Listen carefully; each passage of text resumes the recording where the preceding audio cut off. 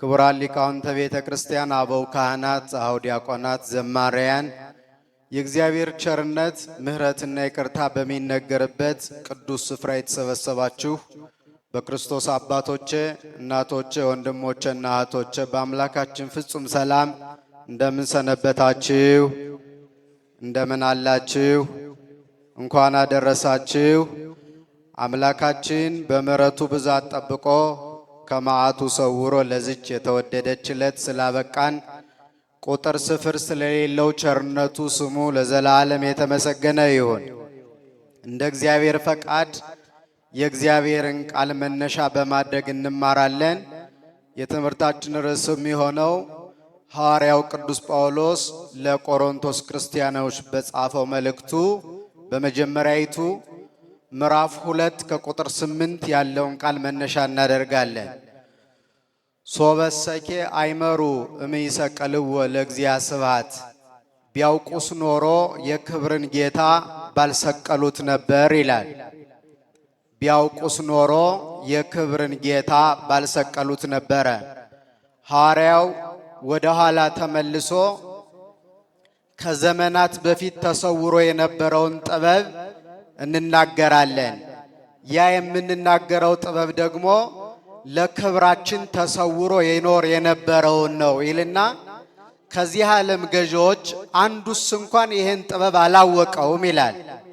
ይህን ጥበብ ለክብራችን ተሰውሮ የኖረውን ማለት ነው። ይቀጥልና ቢያውቁስ ኖሮ የክብርን ጌታ ባልሰቀሉት ነበረ ይላል። እንደሚታወቀው ዛሬ እያከበርነው ያለው በዓልና ዕለቱ ቀኑ መድኃኔዓለም ነው፣ ዕለቱ ደግሞ ዓርብ ነው። ይህን ስናስብ ሁል ጊዜ አምላካችን ለድህነት ዓለም በመስቀል ተሰቅሎ ሥጋውን ቆርሶ ደሙን አፍስሶ ለኛ ያለውን ፍቅር የገለጠበትን ዕለት ሁል ጊዜ እናስበዋለን።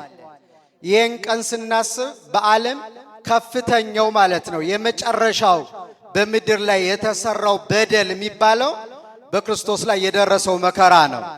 እንደሚታወቀው ምንም ኃጢአት፣ ምንም በደል፣ ምንም ነውርና ነቀፋ ሳይኖርበት በበደልና በግፍ በመስቀል ላይ ተሰቅሎ ስለኛ እንደሞተ የምንናገርበት ቀን ነው። ስለዚህ ይህ በደል በዓለም የተሰራው ይሄ ሁሉ ግፍ የሆነው በዕለተ ዓርብ ለምንድን ነው ከተባለ አላዋቂዎች በፈጠሩት ስህተት ምክንያት ነው ይህ በደል የተሰራ። በዓለም እንደሚታወቀው ክርስቲያኖች ሁለት አይነት ዕውቀቶች አሉ። አንደኛው የኃጢአት ወይም የክፋት የሰይጣን ዕውቀት ሲባል፣ ሁለተኛው ደግሞ እግዚአብሔራዊ ዕውቀት ይባላል። አንድ ሰው ኃጢአት ሲሰራ በደል ሲያበዛ ክፉ ዕውቀት ነው የሚያውቀው፣ በጎ ዕውቀት አያውቅም። እንደምታስታውሱት በኦሪት ዘፍጥረት እንደተጻፈው አዳምን ከዚህ ዕፅ ከዚህ እንጨት እንዳትበላ፣ ይሄንንም እንጨት መጽሐፉ ሲገልጠው እንደዚህ ይላል፣ መልካምንና ክፉን ከምታሳውቀው ይላል። መልካምንና ክፉን ዕፀ በለስን ሕግ ናት እንዳትበላ ተብሏል፣ እንዲጠብቃት። ስለዚህ መጠበቁ መልካም ዕውቀት ያሳውቀዋል፣ አለመጠበቁ መብላቱ ደግሞ ክፉ ዕውቀት ያሳውቀዋል። ክፉ ዕውቀት ምንድነው? ከእግዚአብሔር መለየት፣ ጸጋን ማጣት፣ ክብርን ማጣት፣ ከጸጋ መራቆት እና እርቃንን መሆን ነው። በጎ ዕውቀት ደግሞ አባቶቻችን እንደነገሩን ይችን እንጨት ቢጠብቃት አዳም በየአንድ ሺህ ዓመቱ ዕፀ ሕይወት የምትባል ዕፅ የሚታደስበት የሚያድግበት በሕይወት የሚኖርበት ዕፅ እግዚአብሔር ስላስቀመጠለት ያችን እየበላ በየአንድ ሺህ ዓመቱ እየታደሰ 8000 ዓመት ሲመላው ወደ መንግሥተ ሰማያት ይገባ ነበረ። ነገር ግን ክፉን ዕውቀት ስላወቀ ለዚህ ጸጋ ሳይበቃ ቀርቷል። ስለዚህ አንድ ሰው ኃጢአት ሲሰራ የሚያውቀው ክፉ ዕውቀትን ነው። ከእግዚአብሔር ከመለየት በላይ ክፋት፣ ጸጋን ከማጣት ክብርን ከማጣት በላይ ክፋት የለም። ስለዚህ በዚህ አሁን ባነሳነው ርዕስ በዚህ ዓለም የተሰራው በደል ምንድን ነው ከተባለ ዕውቀት፣ እውነተኛ ዕውቀት፣ በጎ ዕውቀት በሌላቸው አካላት መካከል ምክንያት አምላካችን በመስቀል ተሰቅሎ በጽኑ መከራ ዓለምን አድኗል። ሞቱና መከራው ለኛ ክብራችን ቢሆንም ለሱ መከራ ምክንያት የሆኑ ሰዎች ግን ከፍተኛ በደልና ጉዳት ደርሶባቸዋል። ስለዚህ ሐዋርያው ምን ይላል? ቢያውቁስ ኖሮ የክብርን ጌታ ባልሰቀሉት ነበረ ይላል። በነገራችን ላይ ክርስቲያኖች በዓለም ለመጀመሪያ ጊዜ በጎቹ አርደው የበሉት እረኛ መድኃኔዓለም ነው። ሆኖ አያውቅም። በበጎቹ የተበላ እረኛ። በዚህ ዓለም እንደምናውቀው እረኞች በግ ጠብቀው በጎቹን አርደው ይበላሉ፣ ወይም ቆዳቸውን ገፈው ይለብሳሉ፣ ወይም ይሸጧቸዋል። በዛሬው ዕለት የሆነውን ስናስብ ግን ከዚህ የተለየ ነው። በጎቹ አርደው የበሉት የሸጡት፣ ልብሱን የገፈፉት በጎቹ ማለት ነው። ስለዚህ ትልቅ በደል ነው። ይህ በደል በምን መጣ ካላችሁኝ ያለ ዕውቀት የመጣ ነው። በዘመናችን በዓለም በጠቅላላ የሚመጣው ጥፋት ከዕውቀት ማጣት ነው። የተወደዳችሁ የእግዚአብሔር ቤተሰቦች ዕውቀት ማለት ፊደልና ቁጥር ማወቅ አይደለም። ሀለ ሐመረሃ መ ኤቢሲዲ አይደለም ዕውቀት የሚባለው። ወይም አንድ ሲደመር አንድ ሁለት ነው አይደለም። ዕውቀት የሚባለው ክርስቶስ ነው። እስኪ ማን ነው አልኳችሁ? ክርስቶስ ነው ዕውቀት። ወደ እርሱ የማያደርስ ዕውቀት ሁሉ ዕውቀት አይባልም። በዚህ ዓለም መንፈሳዊ ዕውቀት አለ፣ ምኑን ዕውቀት አለ፣ አጋንንታዊ ዕውቀት አለ። አጋንንታዊ ዕውቀት ሰው የምንጎዳበት ዕውቀት ነው፣ በሰው ላይ ጉዳት የምናደርስበት። ምኑን ዕውቀት የሚባለው ደግሞ በዚህ ዓለም ብቻ የሚጠቅም እነ ፊዚክስ እነ ኬሚስትሪ ማለት ነው። መንፈሳዊ ዕውቀት ማለት ግን ወደ እግዚአብሔር መድረስ እግዚአብሔርን መምሰል ነው። የቸርነት አባት እግዚአብሔር እርሱን ወደ መምሰል እንዲያደርሰን ቅዱስ ፈቃዱ ይሆንልን። አሁን ተመልከቱ፣ ከዓለም የጎደለው ዕውቀት ይሄ ነው። በአብዛኛዎቻችን ዘንድ ምኑን ዕውቀት አለ? ኃላፊ ማለት ይሄ ነው። ሰይጣናዊ ዕውቀት ብዙ ሰዎች ጋር አለ። ወደ እግዚአብሔር የመድረስ እርሱን የመምሰል ዕውቀት ግን ከሰው ተሰውሯል። ይህ ሲሆን ደግሞ በዓለም ተሰርቶ የማይታወቅ በደል ይሰራል። መንፈሳዊ ዕውቀት ከሰው ልቡና ከተሰወረ ማለት ነው። ይህን በመማር ብቻ እናመጣውም፣ ወደ እግዚአብሔር በመቅረብም ጭምር ነው። ለዚህ ነው ሐዋርያው ቢያውቁስ ኖሮ ሕዝቦቹ የገደሉት ሰቅለው የገደሉት አማናዊ ንጉሥ በሽተኞች የሚያድናቸውን ባለመድኃኒት ሐኪሙን ሲገሉ ታሰቡ። የሚመረምራቸው በሽታቸውን የሚያውቅ እርሱ ነው። ግን ሐኪማቸውን የገደሉ በሽተኞች፣ እረኛቸውን የገደሉ በጎች። ይህ የሆነው በምንድን ነው? ያለ ዕውቀት በመኖር ምክንያት ነው። አሁን አስቀድሜ እንደነገርኳችሁ ይህ ዕውቀት እግዚአብሔርን ወደ ማወቅ የምንደርስበት ነው።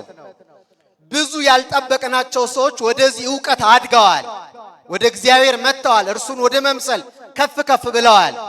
በአንድ የቤተ ክርስቲያናችን ገዳም በዚህ በእስክንድርያ በገዳም አስቄጥስ አንድ አባ አርሳኔዎስ የሚባል ቅዱስ ይታወቃል። ይህ አባት በቤተ ክርስቲያን ዕውቀት እጅግ በጣም የተካነ፣ በተለይ ደግሞ በዓለም ዕውቀት በዘመኑ የግሪክና የላቲንን ዕውቀት ማወቅ እንደ ትልቅ አዋቂነት ይቆጠር ነበረ። በእኛ ዘመን አንዳንድ እንግሊዘኛዎችን መናገር የዕውቀት ጥግ እንደምናደርገው ማለት ነው። በዚያ ዘመን የግሪክ ስልጣኔ ስለነበረ እንደ ዕውቀት እንደ ትልቅ ዕውቀት ይቆጠር ነበር ግሪክ ቋንቋ ላቲን ማወቅ ማለት ነው። እና ከዕለታት አንድ ቀን ግን በገዳሙ አንድ ሽማግሌ ገበሬ መንፈሳዊ አባት የእግዚአብሔር ቸርነት የተደረገለት ከጸጋው ከጣዕሙ የቀመሰ አንድ ቅዱስ አባት አለ። የግሪክ ቋንቋ አያውቅም፣ የላቲን አያውቅም፣ ሌላ ዕውቀት ፊደል አያውቅም፣ ቁጥር አያውቅም፣ ገበሬ ነው። ግን እግዚአብሔርን ወደ መምሰል አድጓል። በእያንዳንዱ ጉዞ ሁሉ እግዚአብሔር ከእርሱ ጋራ ነው። ከዚህ አባት ጋራ የነበረ መድኃኔዓለም ክርስቲያኖች ከኛም ጋር ይሆን። እግዚአብሔር ከእርሱ ጋር ሆኖለታል። ዕውቀት ማለት ይሄ ነው። ምንም ብናውቅ እግዚአብሔር ከተለየን በጨለማ እንጂ በብርሃን አይደለም ምንኖረው። ከክርስቶስ ጋር አይደለንም። ዕውቀት ማለት እርሱ ነው። ጥበብ ማለት እርሱ ነው። ለዚህ ነው ቅዱስ ኤጲፋኒዮስ በቅዳሴው የጥበብ ሀገሯ ወዴት ነው ብሎ ይጠይቃል። እስኪ በሉ የጥበብ ሀገሯ ኧረ አይሰማም። ወዴት ነው? አሁን የት ነው ተብሎ ቢጠየቅ መልሳችን ምን? ጥበብ ማን ነው ብለናል? ክርስቶስ ነው፣ መድኃኔዓለም ነው። የጥበብ ሀገሯ ወዴት ነው ብሎ ይጠይቅና ሲመልስ ጥበብሰ መድኃኒነ ውእቱ ዘቤዘወነ በጥብሐ ሥጋሁ ወተሳየጠነ በንዝሐተ ደሙ ወሐረየነ ለመንግሥቱ። በስጋው መቆረስ በደሙ መፍሰስ የገዛን የዋጀን ከመንጸፈ ደይን ከግራ አጋንንት መረገጥ ያወጣን ለመንግስቱ የመረጠን ለዘላለማዊ ክብር ያጨን ጥበብ ዕውቀት ማለት አለ ክርስቶስ ነው አለ። ማን ነው? ክርስቶስ ነው። ስለዚህ ይህም አባት ወደዚህ ዕውቀት ደርሶ ነበርና አባ አርሳኔዎስ ይህን ስለተረዳ ሄዶ ክርስቶስ እንዴት አገኘው ለዚህ ዕውቀት እንዴት በቃ ብሎ ይህንን አባት ይጠይቀዋል። እግዚአብሔርን ያገኘሁት በትህትና ነው፣ በፍቅር ነው፣ በርራዬ ለዚህ ዕውቀት የደረስኩት በዚህ ነው እያለ ሲያስረዳው አንድ ጀማሪ መነኩሴ በቅርቡ የመነኮሰ ማለት ክርስቲያን ቀረብ ብሎ አባ አርሳኔዎስ እንደዚህ ያለው አንተ የግሪክና የላቲንን ቋንቋ ጠንቅቀህ የምታውቅ ስትሆን ከዚህ መሐይም ገበሬ ምን ዕውቀት ይገኛል ብለህ ነው የምትጠይቀው አለው ይላል ዜና ሕይወት። ይህን አባ አርሳኔዎስ እንደዚህ ያለው በእርግጥ ልክ ነው፣ የግሪክና የላቲንን ቋንቋ ጠንቅቄ ተምሬያለሁ አውቃለሁ። ግን ይህ አባት ከደረሰበት መንፈሳዊ የፊደል ገበታ ግን ገና አልደረስኩም አለው። ተምሯል ግን አልደረሰበትም፣ አላወቀውም ዕውቀት የሚባለው ክርስቶስ ስለሆነ። ስለዚህ በጌታ መሰቀል ታሪክ ውስጥ ጥፋት የሰሩት የማይደረገውን ያደረጉት ሰው ያለ ዕውቀት ነው። ዕውቀት ያውቃሉ፣ ኦሪት ያውቃሉ፣ ሕግ ያውቃሉ። መንፈሳዊ ዕውቀት ግን ስላልነበራቸው ንጹሑን ጌታ በመስቀል ላይ እርቃኑን ሰቀሉት። ባለማወቅ ክርስቲያኖች ባለማስተዋል እግዚአብሔርን የሚያሳዝን ስራ እንዳንሰራ እርሱ እግዚአብሔር በቸርነቱ ይጠብቀን። የተወሰኑ ማሳያዎችን ላንሳላችሁ። ሳያውቁ በደል የሰሩት እንዳንመስላቸው እኛም በዘመናችን ቅድም እንደነገርኳችሁ ዕውቀት ስለተሰወረ ነው በዓለም የሁሉ ጥፋት የመጣው። ታያላችሁ በዓለም ያለውን ጦርነት እየተሳበቀ ነው እንደምትሰሙት በየዜናው። መቼ ኒውክሌር ይተኮሳል ተብሎ ይጠበቃል። ይህ ሁሉ የጦርነት አዋጅ ካለ ዕውቀት የመጣ ነው። ካለ ዕውቀት ካለ ማወቅ። ዕውቀት ማለት ሰው ማዳን ነው። ሰው ምን ማለት ነው? ሰው መርዳት ነው። አያችሁ ዕውቀት ማለት ሰው ማዳን ስለሆነ ልዑሉ ጌታ ከሰማይ ወርዶ አዳነን መጥቶ። ዕውቀት ማለት ይሄ ነው። ጥበብ ማለት የወደቁትን ማንሳት፣ የተሰበሩትን መጠገን፣ የራቁትን ማቅረብ ነው ዕውቀት እንጂ ሰው መግደል፣ መከራ ማምጣት፣ ስለ ሰው ክፉ ማሰብ ይሄ ዕውቀት ሊሆን አይችልም። የጥፋት ዕውቀት ነው። የሞኝነት ዕውቀት ነው። ሰው ከሚጎዳ ዕውቀት መድኃኔዓለም ይሰውረን። ወደዚህኛው ዕውቀት መድረስ ይገባል። ደግሞ እኮ ጉዳቱ ለራሳችን ነው። የሚገርማችሁ ክርስቲያኖች እስኪ ላንሳላችሁ። አንደኛው አላዋቂ ፍጥረት ማን እንደሆነ ታውቃላችሁ? ሰይጣን እኮ ነው። ዕውቀት የጎደለው ማስተዋል የጎደለው በዚህ ምክንያት ጸጋውን ክብሩን ያጣ እሱ እኮ ነው። በነገራችን ላይ ለጌታ መሰቀል አንዱ ማለት ነው ሌሎቹን አይሁድን ያነሳሳ ሰይጣን ነው። እየሄደ በጆሮአቸው ሹክ ይላቸው ነበረ።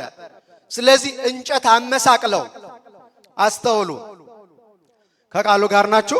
እንጨት አመሳቅለው እንዲሰቅሉት የመከራቸው ሰይጣን ነው። ይሄ ግን ዕውቀት ነው ወይ? አይደለም። እንደሱ ያለ ዕውቀት ያለው ሰው ከሱ ጋራ ነው ህብረቱ እንጂ ከመድኃኔዓለም ጋር አይደለም። መከራቸው አይሁድን፣ ግን መጨረሻ የመከረው ምክር ለራሱ ጥፋት ነው ያመጣው። ይህንን የቤተ ክርስቲያናችን አባት ሊቁ ቅዱስ ያሬድ እንደዚህ ብሎ ይገልጠዋል። ሶበሰ አይመረ ሰይጣን በመስቀሉ ለወልድ ከመይሰደድ ይላል። ሰይጣን ይላል በጌታ መስቀል እንደሚሰደድ ቢያውቅ ኖሮ ይላል። ተመልከቱ፣ አሁን ሰይጣን የሚሳደደው በማን መስቀል ነው? ደህና አደራችሁ። በማን መስቀል ነው ሰይጣን የሚሳደደው? በክርስቶስ መስቀል አይደል? መስቀሉን ያስተከለው ግን ራሱ ነው። አሁን በደንብ አስተውሉ። ሶበሰ አይመረ ሰይጣን በመስቀሉ ለወልድ ከመይሰደድ ይልና እምያም ከሮሙ ለአይሁድ ዕፀ መስቀል ከመይትክሉ ናዝራዊ ከመይስቅሉ ማህየው ከመይቅትሉ ይልና በዘመከረ ተሃፍረ ወበዛት ከለ ተሰደ ይላል ቅዱስ ያሬድ። ምን ማለት ነው?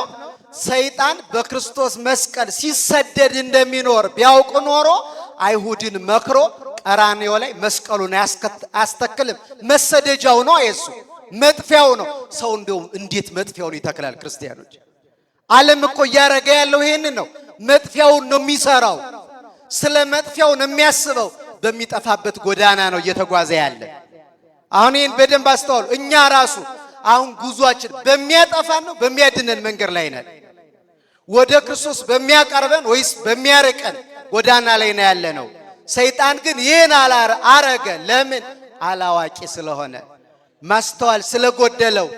እምያም ከሮም ለአይሁድ ዕፀ መስቀል ከመይትክሉ መስቀሉን እንዲተክሉ አይሁድን አይመክራቸውም ነበር። ናዝራዌ የናዝሬቱ ኢየሱስ ክርስቶስን ከመይስቅሉ እንዲሰቅሉት አይመክራቸውም ነበረ። ማህየዌ ከመይቅትሉ አዳኙን መድኃኒቱን እንዲገሉ አይመክራቸውም ነበር። ለምን? በተሰቀለበት መስቀል ሲሰደድ ይኖራል። የመድኃኔዓለም ስም ሲጠራ እንዳፈረ በዘመከረ ታፍረ በመከረው ምክር ሲያፍር ይኖራል። በሰራነው በደል ክርስቲያኖች በመከርነው ክፉ ምክር እያፈርን ከመኖር መድኃኔዓለም ይሰውረን። አሁን በእኛ ዘመን በእኛ ሕይወት ውስጥ ለመሆኑ ቀና ብለን የምንሄድበት ምክር ነው እየተመከረ ያለ ወይስ የምናፍርበት? ይህን እስኪ በደንብ በህሊናችን ውስጥ እንመርምረው። አብዛኞቻችን ግን የምንኖረው ሕይወት ይሄ ነው። የምንሰራው የምናፍርበትን ነው። የምናፍርበትን ስራ እየሰራን ከኖር እንደ ሰይጣን ነው። መስቀልን ባላስተከልኩት ነበረ፣ ጌታን ባላሰቀልኩት ነበረ ምን አረጋለሁ? የምንጸጸትበትን ስራ መስራት በጣም ይከብዳል። መጨረሻ ላይ እኮ ጌታ በተሰቀለበት ሰዓት ኤሎሄ ኤሎሄ ላማ ሰበቅታኒ፣ አምላኬ አምላኬ ለምን ተውከኝ ሲል ተራ ሰው ፍጡር መስሎት ቀርቦ ነፍሱን ተቆራኝቶ ወደ ሲኦል ስጋውን ተቆራኝቶ ወደ መቃብር ለመውረድ ሲቀርብ በእሳት ጃንጅር በነፋስ አውታር ወጥሮ ሲይዘው በጣም ተጸጸተ። በእርግጥ የሰይጣን ጸጸት ጥቅም የለውም እንጂ እንዲው ሌላ ሰማይ ኖሮ ሌላ ሰማይ ብክስህ፣ ሌላ ምድር ኖሮ ሌላ ምድር፣ ሌላ ፍጥረት ኖሮ ሌላ ፍጥረት ብክስህ ዓርብ ጠዋት 12 ሰዓት ላይ በጲላጦስ አደባባይ ለአንዲት ደቂቃ ያቆምኩን ያህል አይክስልኝም። እነዚህ ሁሉ ካሳ አድርጌ ባቀርብ ግን በቃ ተወኝ ወደ ነበርኩበት መለሰኝ ብሎ እያዘነ ራሱን እየረገመ ሄደ ይላል ሰይጣን። የሚያጸጽት ስራ የሚያሳዝን አንገት በዘመከረ ታፍረ ወበዛት ከለተሰደ በመከረው አፈረ፣ ባስመከረው አፈረ፣ ባስተከለው ደግሞ ተሰደደ። ስለዚህ ለዚህ ነው ሐዋርያው ቢያውቁስ ኖሮ የክብርን ጌታ ምን ባላሉት? አረ ንገሩኝ፣ ምን ባላሉት? ባልሰቀሉት ነበረ። ዕውቀት ስቅለቱ ለኛ መድኃኒት ነው። ሞቱ ለኛ መድኃኒት ነው። መከራው ለኛ መድኃኒት ነው። ግን ለሞቱ ምክንያት የሆኑት ግን ተጎድተዋል ክርስቲያኖች። ስለዚህ አንደኛው ሰይጣን ነው። የሚያጸጽት የሚጎዳ የሚያሳዝን እኛን የሚያጠፋ ስራ ከመስራት እግዚአብሔር ይጠብቀን። አንደኛው እሱ ነው። ሁለተኛው አይሁድ ናቸው። አስተውላችሁ ስሙኝ። ሁለተኛው አይሁድ ናቸው። ቢያውቁስ ኖሮ የተባሉት የክብርን ጌታ ባላት ያደረጉት በሙሉ የጥፋት ነው። የሚገርማችሁ በዚህ በቤተ ክርስቲያናችን ድርሳነ ማህየው የሚባል መጽሐፍ አለ። ጲላጦስ የሚባለው በኢየሩሳሌም የነበረው መስፍን የእስራኤል መስፍን ከሮም ነው የመጣው። በዘመኑ እስራኤል በሮም ግዛት ውስጥ ስለነበረች ከሮም መጥቶ ክርስቶስ የሚያደርገውን ነገር ያይ ነበረ። አይቶ አይሁድ ካልተሰቀለ ካልሞተ ዛሬ አንተ የቄሳር ጠላት ነህ ሲሉት እሱ ያቀረበላቸው ነገር ነበረ። ተመልከቱ። እኛ ጋር አንዳንድ ጊዜ እኛ ጋር የተሰወረ ዕውቀት ሌላ ቦታ እናገኘዋለን። በጣም ያሳፍራል።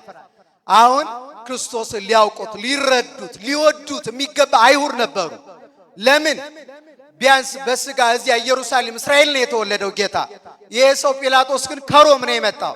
እንዲህ አላቸው፣ ሳየው እውር ያበራል፣ ድውይ ይፈውሳል፣ ሙት ያስነሳል፣ የሰው ችግር ሁሉ ሲፈታ ነው የሚኖረው እና እንዴት እንደዚህ ጠላችሁት?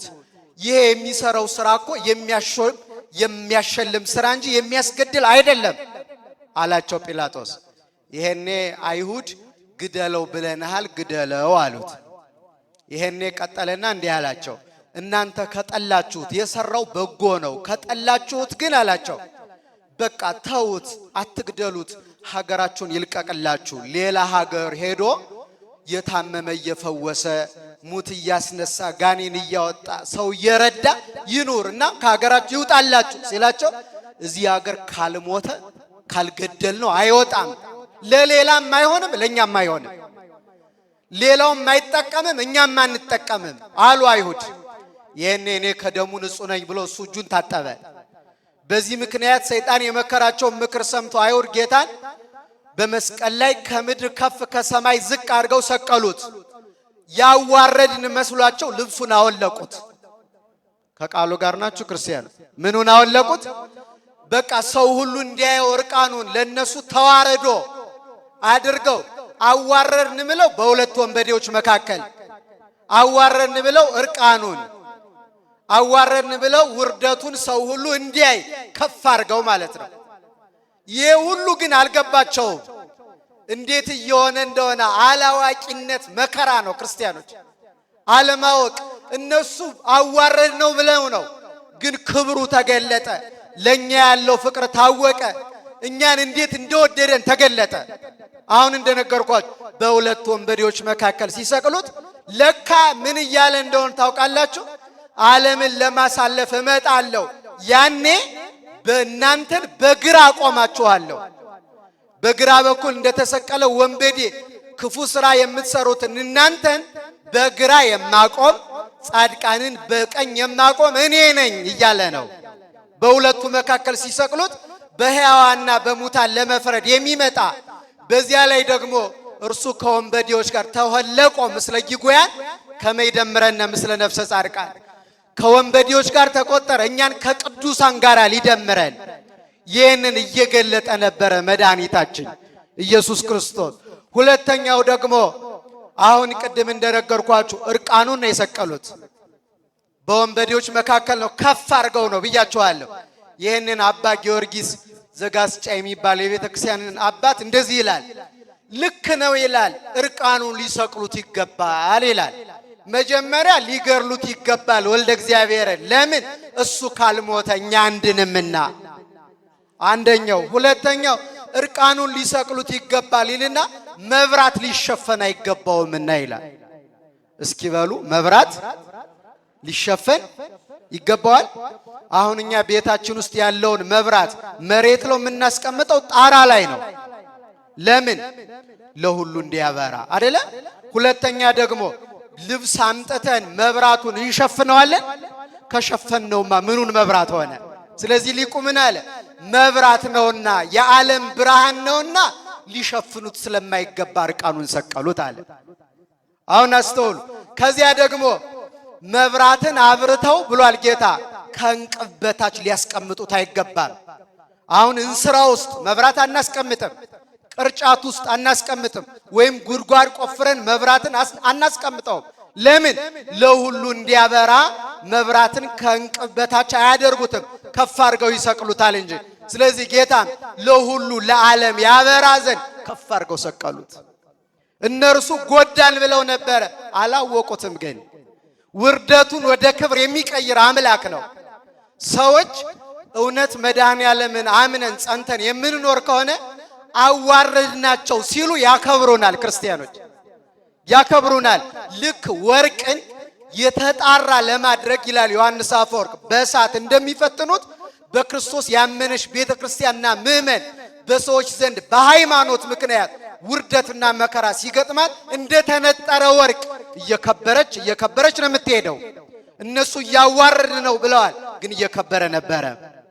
እስኪ ያስተውሉ ክርስቲያኖች። ስለዚህ አይሁድ ባለማወቅ ቢያውቁትስ ኖሮ እርቃኑን መሰቀሉ ለክብር መሆኑን ከፍ ብሎ መሰቀሉ በወንበዴዎች መካከል መሰቀሉ የተለየ ትርጉም እንዳለው ቢያውቁ ኖሮ ይሄን ባላደረጉት ነበረ።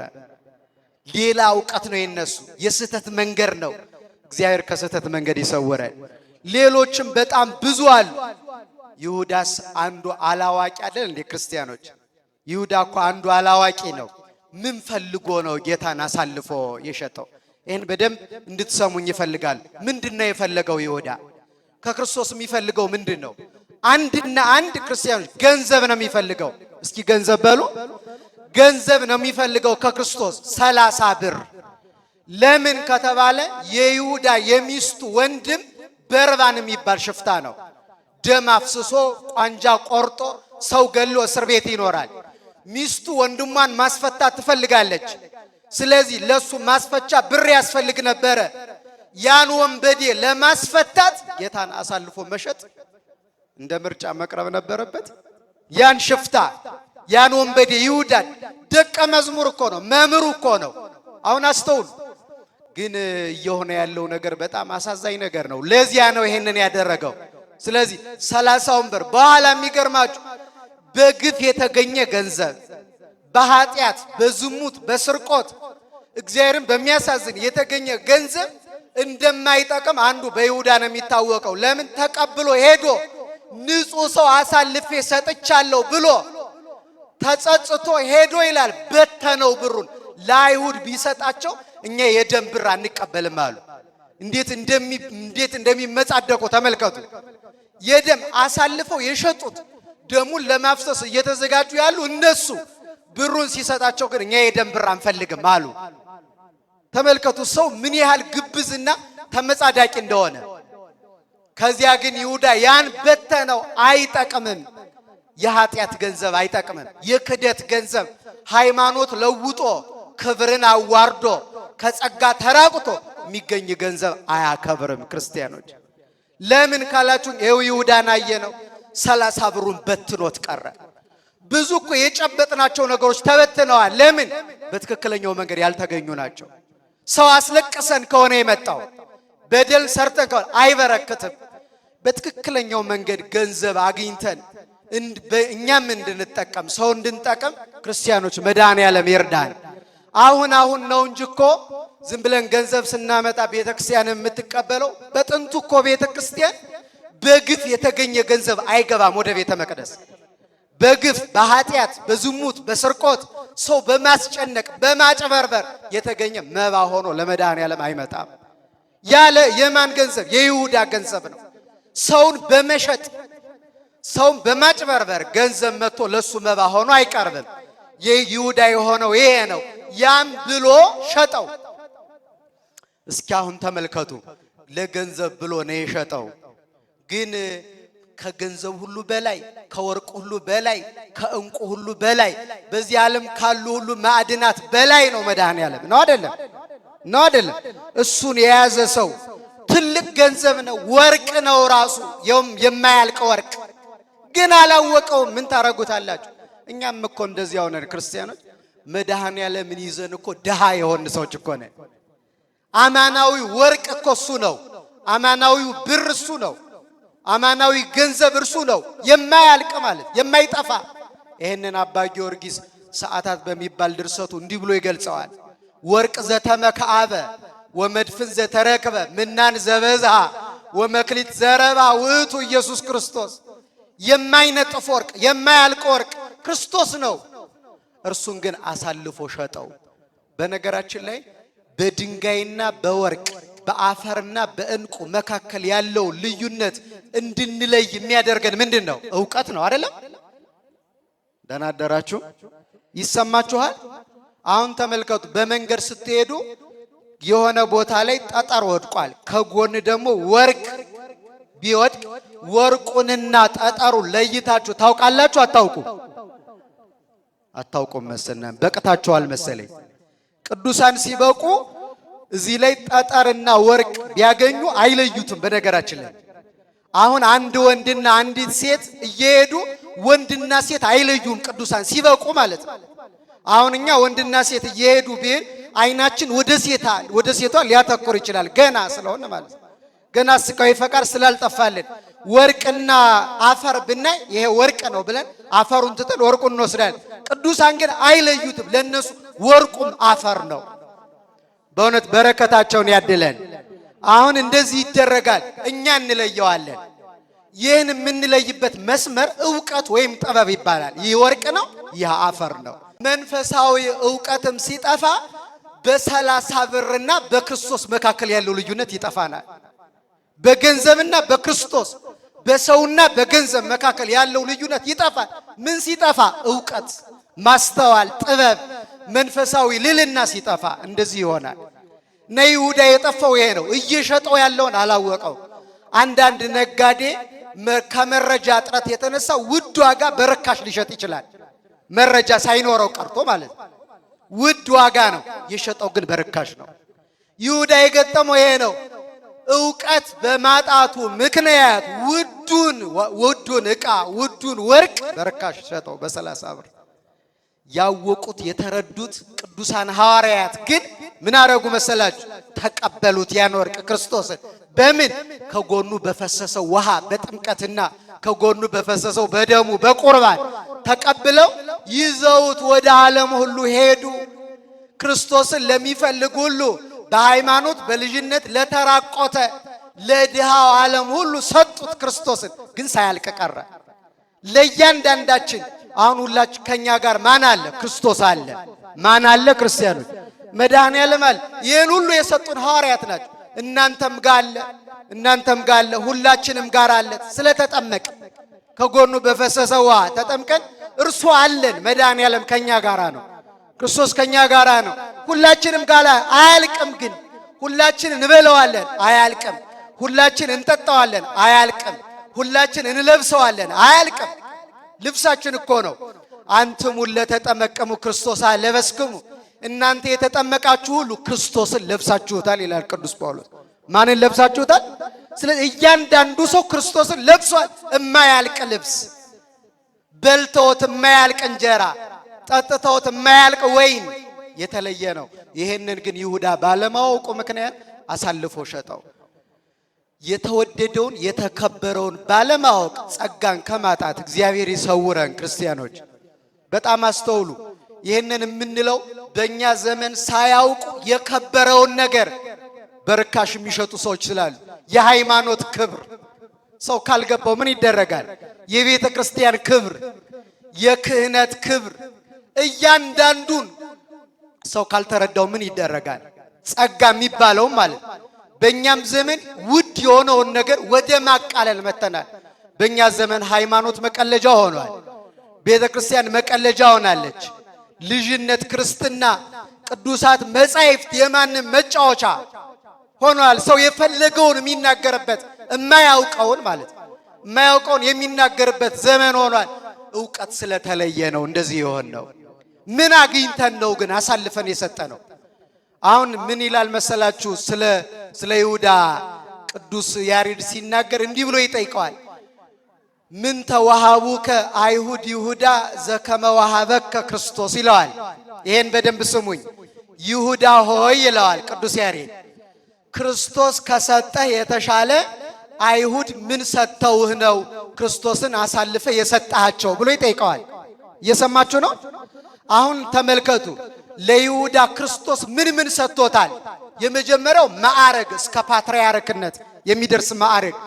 ሁለተኛው ጸጋ፣ ሀብተ ክህነት፣ ሙት እስከ ማስነሳት የሚደርስ ጸጋ ክርስቶስ ለይሁዳ ሰጥቶታል። ሐዋርያ አርጎታል። ልጅነት ሰጥቶታል። ክብር ሰጥቶታል። ክህነት ሰጥቶታል። ትንሣኤ ዘጉባኤ፣ መንግሥተ ሰማያት፣ ቤተ ክርስቲያን፣ ሃይማኖት፣ ይህ ሁሉ የተገኘው ከክርስቶስ ነው። ይህን ሁሉ ሰጥቶት አይሁድ የሰጡት 30 ብር ብቻ ነው። ስለዚህ ጌታን አሳልፎ ሰጥ። ምን የተሻለ አግኝቶ ነው ግን ሰው? ይሄ ጥያቄ ለእኛም ይሰራል። ክርስቲያኖች ሰዎች ምን አግኝተው ነው አንዲቷን የቀናችውን የሐዋርያት ሃይማኖት ትተዋት ሄዱ? ምን የተሻለ አግኝተው ነው? እስኪ ጠይቁት። ይሄን ቤተ ክርስቲያንን አንዳንድ ሰዎች አሳልፎ የሰጡ ምን የተሻለ ክርስቶስ ከሰጠን የተሻለ ምን አግኝተን ነው? እሱን ተውትና ክርስቲያኖች አሁን በዘመናችን እኛ በተግባር በአፋችን ከዓለምና ከክርስቶስ ማንን ትመርጣላችሁ ቢባል ማንን ነው የምንለው? ክርስቶስን አይደል? በተግባር ግን መሬት ላይ በምንኖረው ሕይወት ከክርስቶስ ይልቅ ማንን አስቀድመናል? ማንን አስቀድመናል? ዓለምን አስቀድመናል። የታወቀ ነው። አንድ የነገረ መለኮት ሊቅ እንደዚህ ብሎ ያስተምራል። የሚገርማችሁ የእኛን ዘመን ሲገልጥ ግን ምን አግኝተን ነው ክርስቶስን ከሁሉ በኋላ ያደረግነው? ከሁሉ በታች ያደረገው ምን የተሻለ ዓለም ሰጣን? ታውቃላችሁ? ጦርነት ነው፣ ሰላም የለም፣ መከራ የለም፣ በሽታ ነው፣ ረሃብ ነው፣ በየጎዳናው ሰቆቃ ነው። ምን ሰው እና ይህን እያየ ሰው ከዓለም ይልቅ ክርስቶስን ሊመርጥ ሲገባው ይህንኑ መርጦ ይሄዳል። እና ምን ይላል መሰላችሁ? ይሄ ነገረ መለኮት ሊቅ ስለ አንድ መስቀል ከይቅርታ ጋር አንድ በምሳሌ ላስረዳችሁ። አባታችን መስቀሏን ቢሰጡኝ ይቅርታ። በጣም ይቺ መስቀል ታያችኋለች? አይታያችሁም? ከኋላ ያላችሁ ይታያል። ይሄ መስቀል ይላል ይሄ ቤተ ክርስቲያን አባት ከላይ ያለው ይላል ቤተ ክርስቲያን የመስቀል ሕይወት ነው ያላት ይልና ከላይ ያለው እግዚአብሔር ነው ይላል። ከመስቀሉ ጫፍ እስኪ በሉላችሁ ማን ያለው? ከመስቀሉ ጫፍ ማን ያለ? ከሁሉ በላይ በቤተ ክርስቲያን ማን ነው? በክርስቲያኖች ሕይወት ውስጥ ሁሉ ጊዜ ከሁሉ በላይ እግዚአብሔር ነው፣ መድኃኔዓለም ነው። መሃል ላይ ያለው ይሄ ጌታ መስቀሉ ያለበት መሃለኛዋ ደግሞ ሴንተሯ ደግሞ ሰው ነው። እስኪ ሰው በሉ። ሰው ነው መሃሉ ማለት ይሄ እግዚአብሔር። ከዚህ ከሰው በታች ደግሞ ያለው ይህ ዓለም ነው። ምን በለው ምን ጠጣው ለሰው የሚያስፈልገው የሰው ሀብት የሚባለው ሪሶርስ የሚባለው ነው። እሱ ነው እዚህ ታች ያለው ለሰው ያስፈልገዋል። ስለዚህ ሰው ያለው በእግዚአብሔርና በዚህ ዓለም መካከል ነው። አስተውሉ። ክርስቲያኖች ግን ወደ ኃጢአት ሕይወታቸው ሲገሰግስ ከጽድቅ ሲወጡ ይላል ይሄ እንደዚህ ይገለበጣል ይላል። ይሄ እንደዚህ ይገለበጣል። አስተውሉ። ቅድም ከላይ ነው ወይስ ዓለም ከላይ ነው? ስጋዊ ፈቃድ ከላይ ነው ወይስ እግዚአብሔር ነው? በእኛ ሕይወት ይህን መጠየቅ የዘመናችን ከባዱ ጥያቄ ነው። እግዚአብሔር ይስጥልኝ አባታ። ሰምታችሁኛል? አሁን በእኛ ሕይወት ውስጥ ከላይ ያለው ማን ነው? ከመሃልኛ ነን። እግዚአብሔር መሆን አለበት። ያለዛ የቤተ ክርስቲያን ሕይወት ይቀራል፣ ክርስትና ይቀራል። መሪያችን መድኃኔዓለም ነው መሆን ያለበት። አሁን ግን የሚመራን ሌላ ነው። መስቀሉ ተገልብጧል። እግዚአብሔር አይመራውም፣ ሕይወታችንን ትተነዋል። አንተም ውሰታውሩ ግድመ ግድመ ወአነሂ አሐውር ግድመ ግድመ። እናንተ በዚህ ትሄዳላችሁ፣ እኔ በዚህ። የኔና የእናንተ መንገድ አልተገናኘም ይላል በነቢዩ አድሮ። ስለዚህ ዓለም ምን የተሻለ ሰጥታን ነው ከመድኃኔዓለም ይልቅ አብዛኞቻችን ዓለምን የመረጥ ነው። በነገራችን ላይ ንስሐ ሳይገቡ መኖር ዓለምን መምረጥ ነው፣ መድኃኔዓለምን መምረጥ አይደለም። ሳይቆርቡ መኖር ዓለምን መምረጥ ነው። ከጽድቅ ርቆ መኖር ዓለምን መምረጥ ነው። ስለዚህ ወደዚህ ያልመጣን በሙሉ ምን አግኝተን ነው ግን ከመድኃኔዓለም የሚበልጥ ምን ተገኝቶ ነው? እሱን ትተነው ይሄር ነው።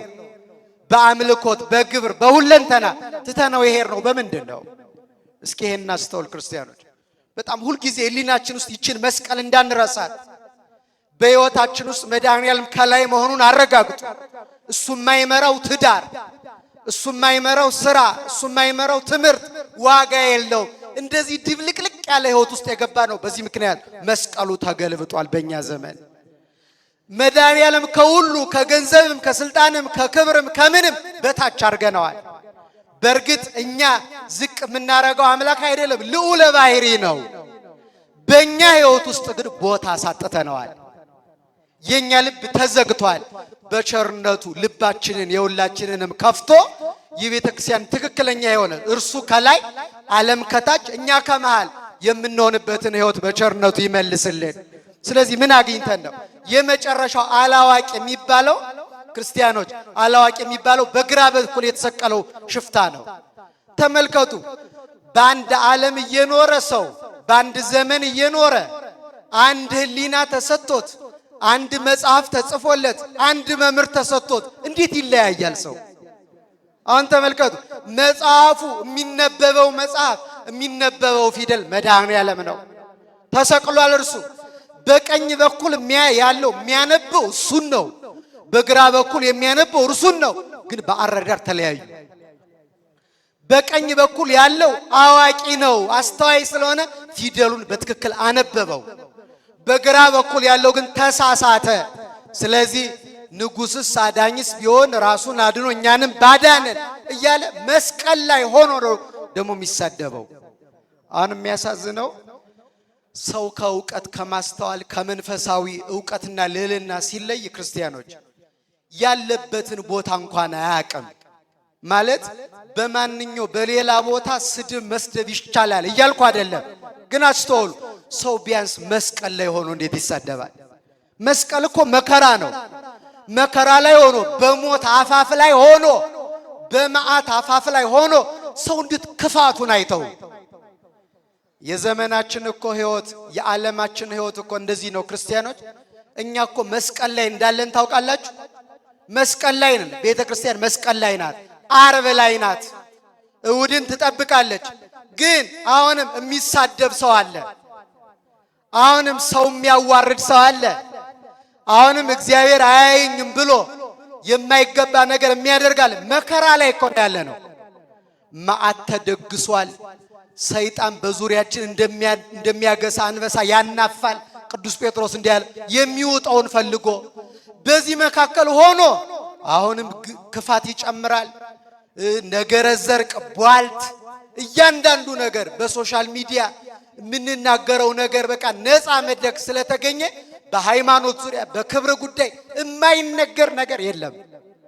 ምን ሆነን ነው እንደዚህ የሆነው? ሰው መስቀል ላይ የሞት አፋፍ ሆኖ አፈር እያሸተተ በጭንቅ ውስጥ ሆኖ ከዚያ ለመውጣት ቢያንስ ወደ በጎነት ይመለሳል እንጂ በዚህ ሁኔታ ውስጥ ሆኖ እንኳን ወደ ልባችን መመለስ አቃተን። መድኃኔዓለም በቸርነቱ ወደ ልባችን ይመልሰን። በግራ በኩል እንዳለው ሽፍታ ነው አብዛኛው ሰው አሁን አገራችን ውስጥ መከራ ውስጥ ሆኖ ችግር ውስጥ ሆኖ ኃጢአት አያቆምም፣ ስድብ አያቆምም፣ ዝሙት አያቆምም፣ ትዕቢት አያቆምም። ከእግዚአብሔር የሚለየውን ነገር ለማቆም አይጥርም፣ ግን መከራ ላይ ነው። ከጥቂት ሰከንዶች በኋላ ወደ ሞት ሊሄድን የሚችልበት መንገድ ተጠርጓል። ግን አሁንም አይገባውም። እንዳይገባው የሚያደርግ ምንድን ነው ካላችሁ አለማወቅ ነው። የትኛው ዕውቀት እግዚአብሔርን ወደ መምሰል የሚያደርሰው ዕውቀት? በቀኝ በኩል የተሰቀለው ግን አስተዋለ። በጠራራ ፀሐይ 6 ሰዓት ላይ ፀሐይ ጨለመ፣ ጨረቃ ደም ሆነ፣ ከዋክብት ብርሃናቸውን ነሱ። መቃብር ተከፈተ፣ ሙታን ተነሱ፣ ድንጋዮች እንደ ዳቦ ተቆራረሱ። የቤተ መቅደሱ መጋረጃ ከሁለት ተሰነጠቀ። ሲያየው ከጎኑ ያለው አእምሮውን ተጠቅሞ ሁኔታዎችን አይቶ ከጎኑ ያለው ተራ ሰው እንዳልሆነ ገባው። ፍጡር እንዳልሆነ፣ አማላጅ እንዳልሆነ፣ ዘላለማዊ ንጉሥ እንደሆነ ሲገባው ቀና አለ ወደ ሰማይ። ቀና ሲል ዕውቀቱንና ሕሊናውን ስለተጠቀመ ሰማይ ተከፍቶ በዚህ ለሰው ድነት እርቃኑን የተሰቀለው ጌታ በዘባነ ኪሩብ በአብ ቀኝ ተቀምጦ ሲሰለስ ሲቀደስ አየው። በክብሩ በንግስናው በዙፋኑ በጌትነቱ ሲያየው ምን አለ? ተዘከረኒ እግዚኦ አመ ትመጽእ በውስተ መንግሥትከ፣ በመንግስት በምትመጣ ጊዜ ምን በለኝ አስበኝ አለው። ሲያዩት እኮ ቀራንዮ ላይ ንጉስም ምኑም ንጉስ አይመስልም። ለምን? ንጉስ የሚያበራ የወርቅ ዘውድ ያደርጋል፣ ካባ ያደርጋል፣ በሰራዊት ይከበባል። ይሄ ነው ንጉስ ይመስላል። እርሱ ግን የሾህ አክሊል ነው የደፋው። ፊቱ በደም ተለውሷል። እርቃኑን ነው፣ ሰራዊት የለውም። ያስተማራቸው ደቀ መዛሙርት እንኳን ሳይቀር ትተውት ሄደዋል። ከዮሐንስ በስተቀር ማለት ነው ሄደዋል። ስለዚህ ምንም አይመስልም። ግን አያት መንፈሳዊ ዕውቀት ማለት የተሰወረውን ለመረዳት የሚያበቃ ዕውቀት ማለት የሚታየውን አይደለም የማይታየውን።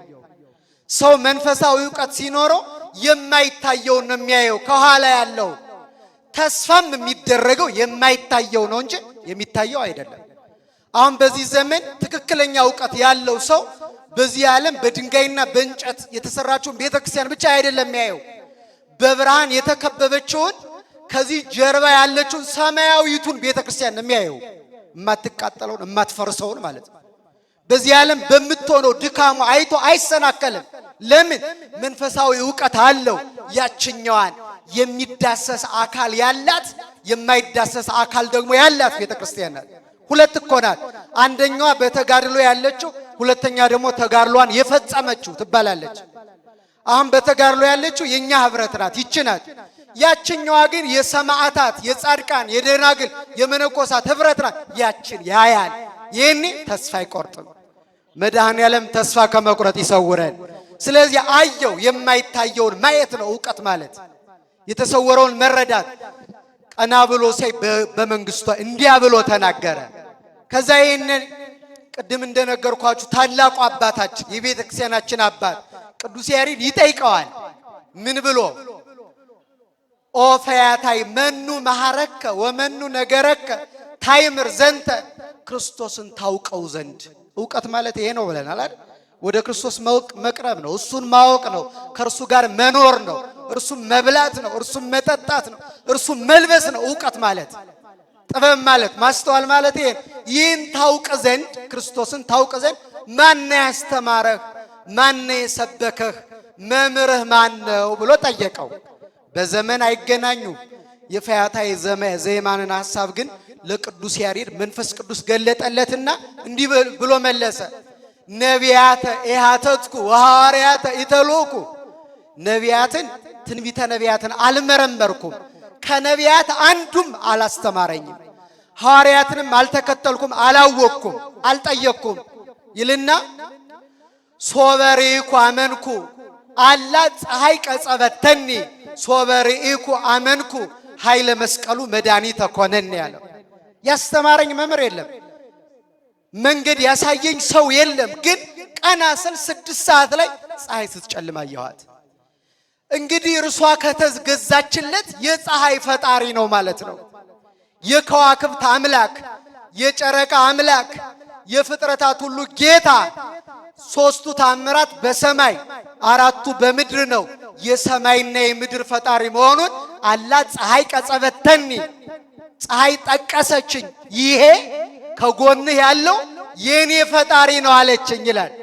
የኔ ፈጣሪ ነው ስትለኝ ሶበሪኩ አመንኩ ባየሁት ነገር አመንኩ አወቅኩ ኃይለ መስቀሉ የመስቀሉ ኃይል መድኃኒት ሆነኝ ይላል ክርስቲያኖች መድኃኒት ሰው ሲያውቅ ወደ ክርስቶስ እንደዚህ ይቀርባል ሳያውቅ ደግሞ ይርቃል በማስተዋል በእውቀት በጥበብ ተመላልሰን ወደ መድኃኔ ዓለም ቀርበን በስጋ በነፍስ አርፈን እንድንኖር እርሱ በቸርነቱ ይርዳን አንዳንዴ ክርስቲያኖች ሰው ከእውቀት ከማስተዋል ከጥበብ ከተለየ ከሌሎቹ ፍጥረታት እንኳን አንሶ ይገኛል ነብዩ ዳዊት እንደተናገረው ሰብሰ ክቡር ውእቱ ዘያይመረ ወኮነ ከመ እንስሳ ዘአልቦ ልቦ ተመሰሎሙ ሰው ክቡር ሳለ አላወቀም እንደ እንስሳ ሆነ እነሱንም መሰላቸው ይላል ከእንስሳ የሚለየን ዕውቀት ነው ጥበብ ነው ማስተዋል ነው ያ ጥበብ ማን ነው ክርስቶስ ነው እስኪ ክርስቶስ በሉ ክርስቶስ ነው ይሄን አስተውሉ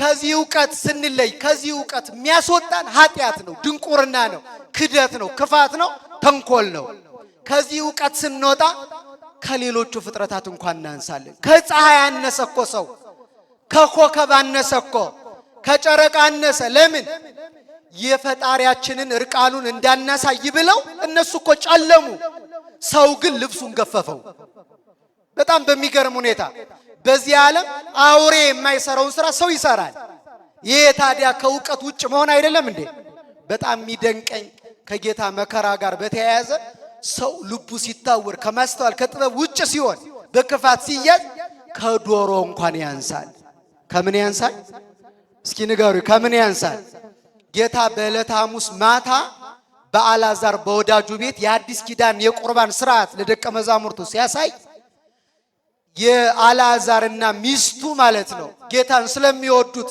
ስለ ክብሩ ብለው ዶሮ አረዱለት ይላል ቤታቸው ውስጥ ያለውን ዶሮ እዛ ያ ዶሮ ታርዶ ከተበላ በኋላ ይሁዳ ጌታን አሳልፎ ለመሸጥ ያስብ ስለነበርና እሱም ስለሚያውቅ ከናንተ መካከል አንዱ አሳልፎ ይሰጠኛል አላቸው ከዚያ በኋላ ይሁዳ እንደሆነ ታወቀ ወጥቶ ሲሄድ ይሁዳ ያን የተበላውን ዶሮ ጌታ በታምራት አስነስቶ ይሁዳን ሂድና ተከተለው ከአይሁድ ሊቀ ካህናት ጋር ምን እንደሚመካከር ሰምተ መተ ንገረኝ አለው ለዶሮ ተመልከቱ ይሄን ማድረግ መድኃኔ ዓለም ይቻላል አይቻለው ዶሮን ከሞት አስነስቶ ለእርሱ አገልግሎት ያዋለው እንዲያገለግለው ያደረገ መድኃኔ ዓለም እኛን ከወደቅንበት ማንሳት ይችላል አይችልም ችግራችን ያስወግዳል አሁንም ያስወግድልን መድኃኔ ዓለም አሁን ተላከው ከሞተ በኋላ ሄዶ ከኋላ ምን እንደሚመካከር ጌታ እኮ የማያውቀው ነው አይደለም